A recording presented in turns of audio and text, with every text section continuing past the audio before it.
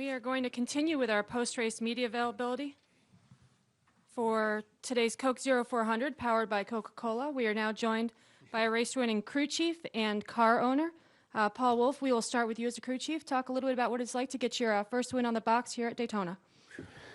Seemed like it was never going to happen, and you keep getting the questions, how you guys win at Talladega and not do it at Daytona? I got that question a lot this weekend. So it's great. It's had an amazing car, a great effort all around.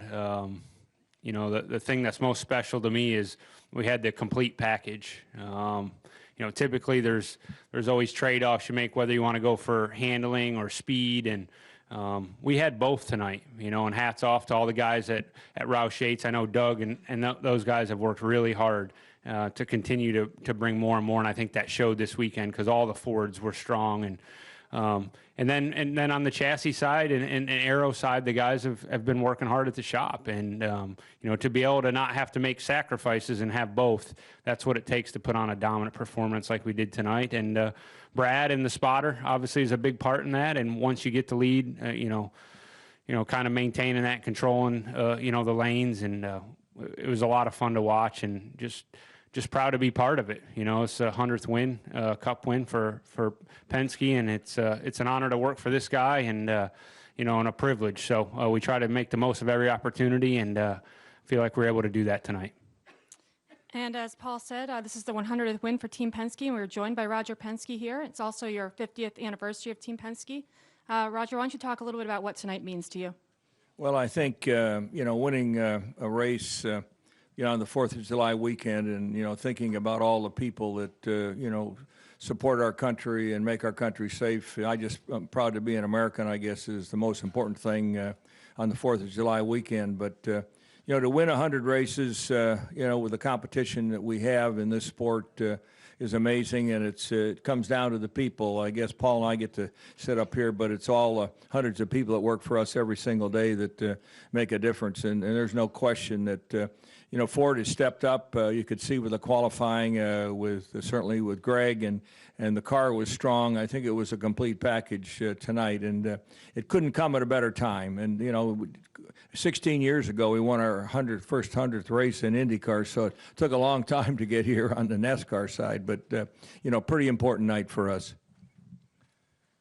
All right, we'll open it up to questions. Please state your name and affiliation when we get the microphone to you. We'll start with Mike in the back and then go to Jordan and Bob. Mike Embry, USA Today. Paul, Brad's putting together a pretty good worksheet at plate tracks. How have you seen him evolve over the years at these tracks? Well, honestly, ever since I started working with him, I always thought he was, you know, was one of his strengths for sure. You know, Brad's a thinker, and he studies and tries to understand. You know, so I know he's put his time in to try to understand how the draft works and how to be better at it. And I think, you know, we kind of had success, like I said, early on at Talladega, but it just seemed like we couldn't quite get it together here at Daytona.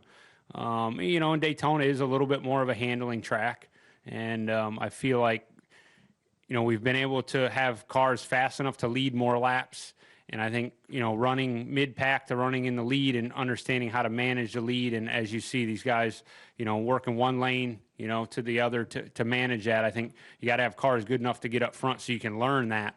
And I think that communication between Brad and the spotter, you know, just watching from Talladega in the spring to, you know, to tonight, we've continued to get better at that. And I feel really good about, you know, our performance tonight and as we move forward into, you know, Talladega and the chase. We'll go to Jordan. Jordan Bianchi, SB Nation. This is for Roger, kind of following up on Mike's question. You look at Brad's stats since 2009, no drivers won more plate races. In your estimation, is he the best right now on these kind of tracks? Well, you know, there's a lot of great racers on plates. You never say you're the best, but I think that his consistency, and I think we've made our cars better.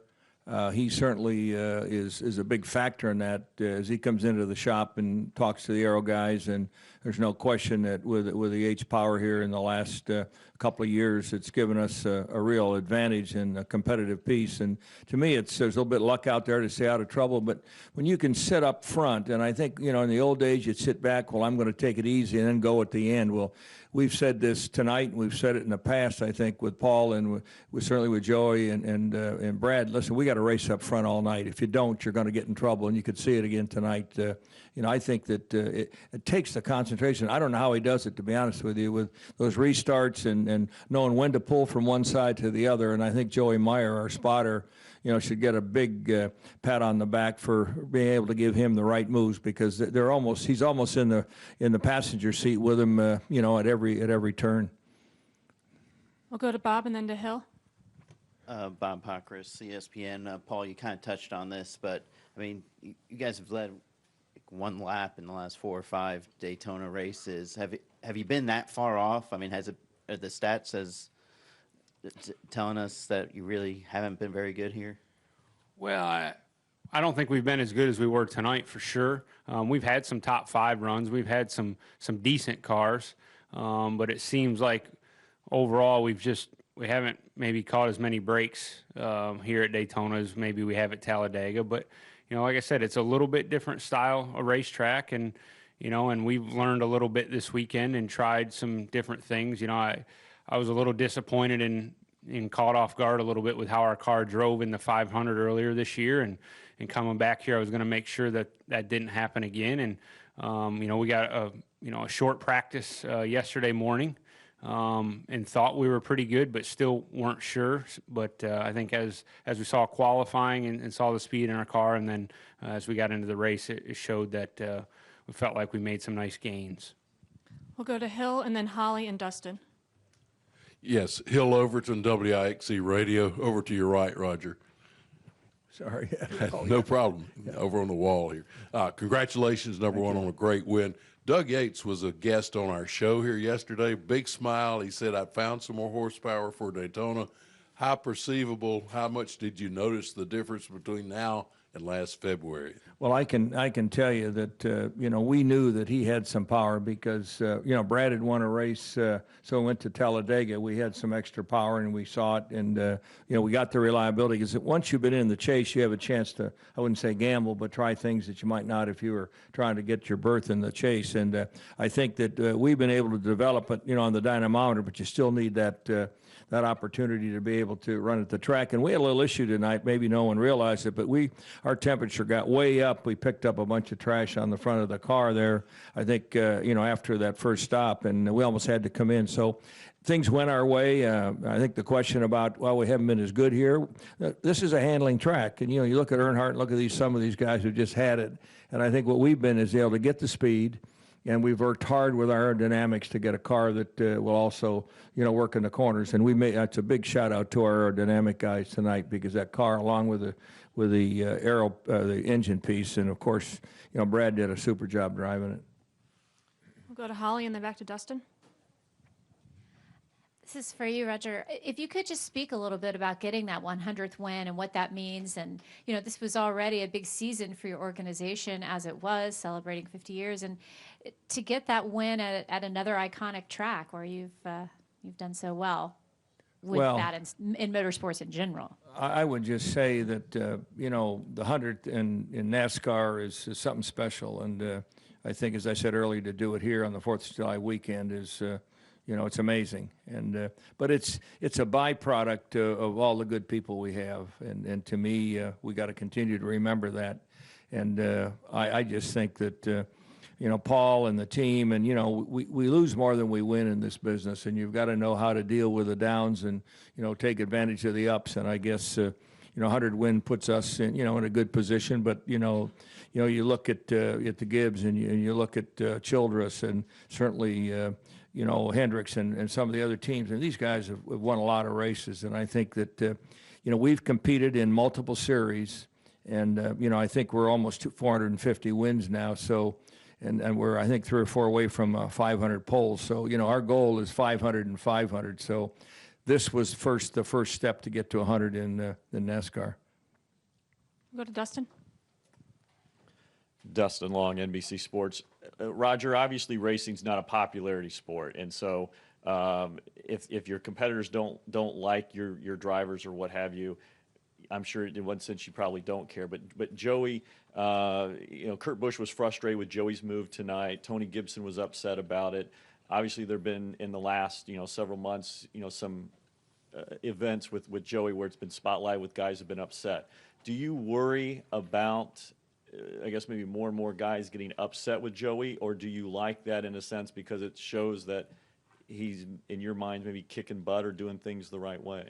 Well, look, I have to look at each situation accordingly, and I would say this, that Joey has taken, I think, some undue criticism from my perspective based on some of the things that have happened. Certainly you can go back and I could name 3 or 4 things that, certainly weren't his fault. But, quite honestly, I think he's one of the best drivers in the racetrack out there day in and day out.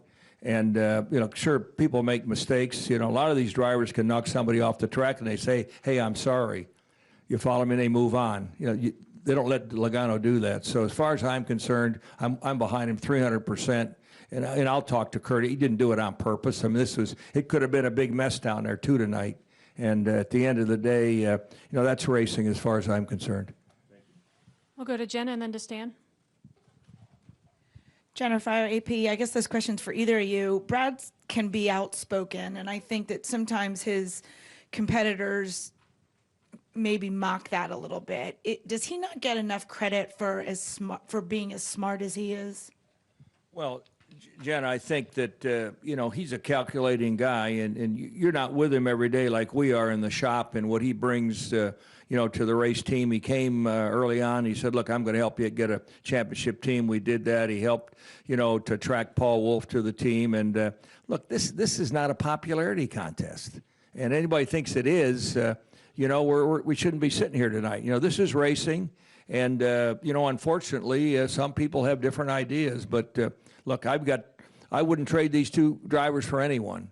And, they're young, they're aggressive, they win races, they work well with the sponsors, and they're high-integrity guys. So move on from there.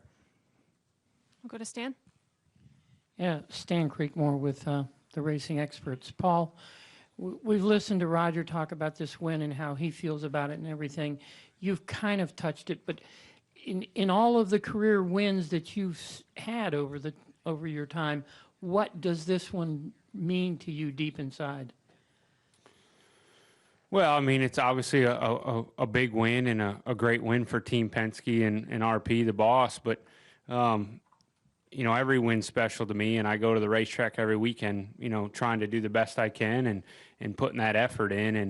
And to be honest with you, I got the question a little earlier of, does it mean more because you guys are the team that got the 100th win? And, coming into the weekend, I don't even know that was on my mind. I didn't know until they brought the hats out in Victory Lane. It's just, to be successful, you can't think about those types of things. You just have the mindset of you're going to be the best and do the best you can every weekend. And then, this is just icing on top. So it's very special. Every win's special to me, and they have different meanings depending on where it is or why. And, Daytona's been one we've wanted to win, and I think, the 500's definitely on our list of something that Brad and I haven't been able to do yet. Obviously, we'll take this one, and hopefully it makes us better when we come back in February. We'll go to Mike. Mike Hembry, USA Today. Paul, nobody really looks forward to the Chase race at Talladega, it being located where it is. But does what you guys have done this year at the plate tracks give you sort of a boost of confidence going in there if you really have to make something happen then? I think anytime you have speed in your race cars, that gives you confidence. And I think we've shown that over the last year and a half, 2 years, that, at the plate tracks we have speed in our race cars, and that's important. From there's a lot of things out of your control, and I try not to let those get to us too much. So I guess to answer your question, yeah, I mean, it gives us if we get in that situation, hopefully we have a win and it's not a concern. But if there's a place we have to go in a must-win situation, absolutely, I feel great about the cars we're putting on the racetrack now at these plate tracks. All right, Paul and Roger, congratulations on both the win and getting to 100 wins as an organization. Have a great evening. Thank you. Great, thanks.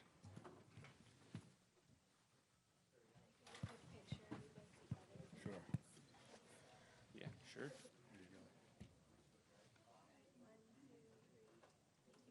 All right. See you, Holly. Good to see you.